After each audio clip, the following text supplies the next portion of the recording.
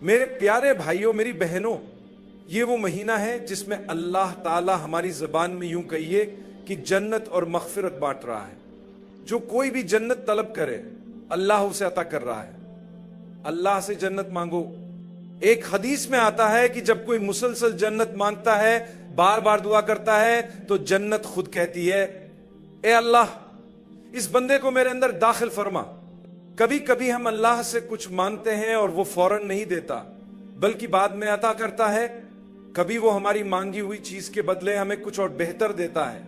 مگر ایک چیز ایسی ہے جو اگر آپ سچے دل سے مانگیں تو اللہ وہی دے گا، اسی طرح اسی وقت جیسے آپ مانگ رہے ہیں، اور وہ ہے جنت، کیونکہ جنت آخرت سے جڑی ہوئی ہے۔ اے اللہ مجھے رسول اللہ کی رفاقت عطا فرما۔ اگر آپ اس دعا میں سچے ہیں تو اللہ یقیناً آپ کو یہ مقام دے گا، لیکن اس کے لیے آپ کو رسول اللہ کے طریقے، سنت اور تعلیمات کے ساتھ جڑنا ہوگا۔ صرف یہ کہہ دینا کہ میں اللہ اور اس کے رسول سے محبت کرتا ہوں کافی نہیں ہے جبکہ آپ کے اعمال کسی اور سمت جا رہے ہوں۔ ہم جنت کی تمنا کرتے ہیں مگر ہمارا راستہ جہنم کی طرف جا رہا ہوتا ہے۔ اب وقت ہے کہ اس سمت کو بدلا جائے، فوراً یو ٹرن لیا جائے، ورنہ وقت، محنت، توانائی اور مال سب ضائع ہو جائے گا اور ہم غلط سمت میں بڑھتے رہیں گے۔ یہ مہینہ اللہ کی ایک عظیم نعمت ہے۔ اس لمحے میں جہاں آپ بیٹھے ہیں ذرا سکون کو محسوس کریں۔ ہمیں آج کے کھانے کی فکر نہیں، کیوں؟ کیونکہ اللہ ہمیں اس سے کہیں بہتر عطا کرے گا جو ہم کھانے کو چھوڑ کر اس کے حکم پر عمل کر رہے ہیں۔ اسلام اللہ کی عبادت اور نظم و ضبط کا درس دیتا ہے۔ فجر کی نماز ہمیں سکھاتی ہے کہ ہمیں وقت پر اٹھنا ہے چاہے نیند کا غلبہ ہو۔ ہمیں اپنے نفس کی خواہشات کو قابو میں رکھنا ہے چاہے شیطان ہمیں بہکانے کی کوشش کرے۔ ہمیں اللہ کے حکم کے مطابق لباس پہننا ہے چاہے دل کچھ اور چاہے۔ مگر جب ہم اللہ کے احکام پر عمل کرتے ہیں تو اللہ ہمارے دل میں ان چیزوں کی محبت پیدا کر دیتا ہے۔ شروع میں کچھ کام مشکل لگتے ہیں، شروع میں کچھ چیزیں مشکل لگتی ہیں۔ کچھ لوگوں نے مجھ سے کہا کہ وہ سحری کے لیے بآسانی اٹھ جاتے ہیں مگر نماز کے لیے دوبارہ سستی محسوس کرتے ہیں۔ وہ سوچتے ہیں کہ 5 منٹ اور سونا ہے اور پھر آنکھ کھلتی ہے تو سورج نکل چکا ہوتا ہے۔ یہ درست نہیں۔ شروع میں خود کو مجبور کرنا پڑے گا، لیکن یاد رکھیں اللہ کی قسم ایک وقت آئے گا جب آپ کی آنکھ خود بخود الارم بجنے سے پہلے کھل جائے گی۔ میں جانتا ہوں کہ بہت سے لوگ اس تجربے سے واقف ہیں۔ آپ کا ذہن الارم بجنے سے چند منٹ پہلے بیدار ہو جائے گا اور آپ اسے بند کر دیں گے۔ آپ جانتے ہیں جب آپ صبح کی نماز پڑھتے ہیں اور آپ کا چہرہ اور انداز اداس اور بوجھل ہوتا ہے اور آپ کے بچے دیکھ رہے ہوتے ہیں کہ آپ بس نیند میں ایک آنکھ کھول کر جلدی جلدی نماز پڑھتے ہیں اور فوراً بستر میں چلے جاتے ہیں، تو یہ طریقہ ٹھیک نہیں ہے۔ صحیح طریقہ یہ ہے کہ آپ اچھے طریقے سے اٹھیں، وضو کریں، ہلکی خوشبو لگائیں، لیکن ایسی جو دوسروں کو پریشان نہ کرے۔ آج کل کچھ خوشبوئیں ایسی ہوتی ہیں جو آم کے اچار جیسی لگتی ہیں اور لوگ سمجھتے ہیں کہ یہ بہت اچھی ہے، حالانکہ باقی سب کا سر درد سے بھر جاتا ہے۔ اللہ کے لیے ہلکی سی خوشبو لگائیں، پھر اللہ اکبر کہہ کر خوشی اور سکون کے ساتھ نماز پڑھیں۔ چہرے پر مسکراہٹ ہو، اطمینان کے ساتھ نماز ادا کریں۔ یہ نہ ہو کہ ہر نماز میں بس سورہ اخلاص یا سورہ کوثر پڑھ کر جلدی ختم کر دیں۔ میں آپ کو ایک خاص دعا کا مطلب بتانا چاہتا ہوں جو اللہ تعالیٰ نے ہمیں نبی کریم صلی اللہ علیہ وآلہ وسلم کے ذریعے سکھائی ہے۔ اے اللہ ہمیں کفر اور گناہوں سے نفرت دے، ہمیں ان کاموں سے بچا جو تیرا غضب لاتے ہیں۔ اے اللہ ہمارے اور گناہ کے درمیان رکاوٹ پیدا کر دے۔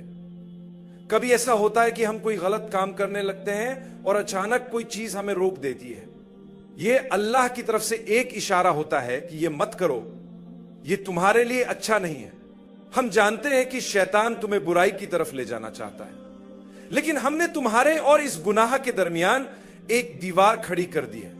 اب جو بات میں کہنا چاہ رہا ہوں وہ یہ ہے کہ اللہ کی رحمت کو دیکھیں۔ ہم نیک عمل کرتے ہیں اور میں آپ سے کہہ رہا ہوں کہ ہم اس دن کی تیاری کر رہے ہیں جب ہم اللہ سے ملیں گے, ہم اس کے سامنے اپنے اچھے اعمال پیش کریں گے. آپ جانتے ہیں جب آپ اللہ سے ملاقات کریں گے وہ آپ سے آپ کے اعمال کے بارے میں پوچھے گا اور آپ کو اپنے اعمال پیش کرنے ہوں گے. یہ لمحہ بڑا سخت ہوگا, کیونکہ دیکھیے ہم یہاں بیٹھے ہیں, جمعہ کی نماز کا وقت ہے, ہر طرف سکون ہے. رمضان میں ہم روزے رکھ رہے ہیں, نماز پڑھنے جا رہے ہیں, یہ سب بہترین اعمال ہیں. میں ان کو ایک ایک کر کے محفوظ کر رہا ہوں ماشاءاللہ, اور اللہ کے فضل سے یہ کئی گنا بڑھ جائیں گے. لیکن میں ایک انسان ہوں, میں کسی وقت غلطی کر سکتا ہوں, کسی وقت شیطان کے فریب میں آ سکتا ہوں, کیونکہ ہمارے پہلے والد آدم علیہ السلام بھی ایک بار غلطی کر بیٹھے تھے. تو اگر میں بھی غلطی کر جاؤں تو میرے لیے امید کیا ہے؟ اللہ فرماتا ہے کہ ہم تمہارے نیک اعمال کو کبھی ضائع نہیں کریں گے, لیکن تمہارے گناہ ہم مٹا دیں گے. اگر انسان گناہ کر لے, اگر اس کی زندگی میں کبھی کبھار نیکی اور گناہ دونوں شامل ہو جائے, تو جب وہ اللہ سے معافی مانگتا ہے اللہ اس کے گناہ مٹا دیتا ہے, لیکن اس کے اچھے اعمال کو نہیں مٹاتا. ہاں, ایک موقع ایسا ہے جب انسان کے نیک اعمال ضائع ہو سکتے ہیں, لیکن اس سے پہلے آئیے اللہ کی رحمت کو ذرا قریب سے دیکھیں. حدیث میں ہے کہ جو شخص رمضان کے روزے رکھے اللہ سے اجر کی امید رکھتے ہوئے مکمل یقین اور اخلاص کے ساتھ, اللہ تعالیٰ اس کے پچھلے سارے گناہ معاف کر دیتا ہے. یہ حدیث ہمارے لیے بہت بڑی خوشخبری ہے. لیکن حج کے متعلق بھی ایک حدیث ہے جس میں ہے کہ جو شخص حج کے دوران برے کاموں سے بچے وہ حج کے بعد ایسے واپس لوٹے گا جیسے ماں کے پیٹ سے ابھی پیدا ہوا ہو. آپ نے یہ حدیث ضرور سنی ہوگی, لیکن کیا آپ جانتے ہیں کہ اس کا مطلب یہ نہیں کہ انسان کی ساری زندگی کا ڈیٹا مکمل طور پر فارمیٹ ہو جاتا ہے جیسے کمپیوٹر کی ہارڈ ڈرائیو فارمیٹ ہوتی ہے. نہیں, بلکہ یہ ایک منتخب فارمیٹنگ ہے جس میں گناہ مٹ جاتے ہیں لیکن نیکیاں باقی رہتی ہیں. جب ہم پیدا ہوتے ہیں تو نہ کوئی نیکی ہوتی ہے نہ برائی, لیکن جب ہم حج کر کے واپس آتے ہیں تو ہماری تمام برائیاں مٹا دی جاتی ہیں مگر ہماری نیکیاں محفوظ رہتی ہیں. سبحان اللہ, یہ تو پیدا ہونے کے دن سے بھی بہتر حالت ہے. رمضان میں بھی یہی اصول لاگو ہوتا ہے. اللہ ہمیں معافی اور رحمت بالکل مفت دے رہا ہے. رمضان میں جہنم سے آزادی کا ایک خاص درجہ ہوتا ہے.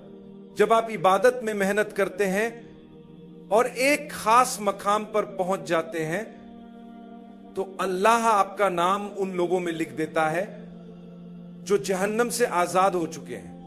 آپ پھر بھی انسان ہیں, کبھی غلطی کر سکتے ہیں, لیکن ہمت نہ ہارے, امید نہ چھوڑیں. جب شیطان نے آدم علیہ السلام کو بہکایا اور وہ غلطی کر بیٹھے تو انہوں نے کیا کہا؟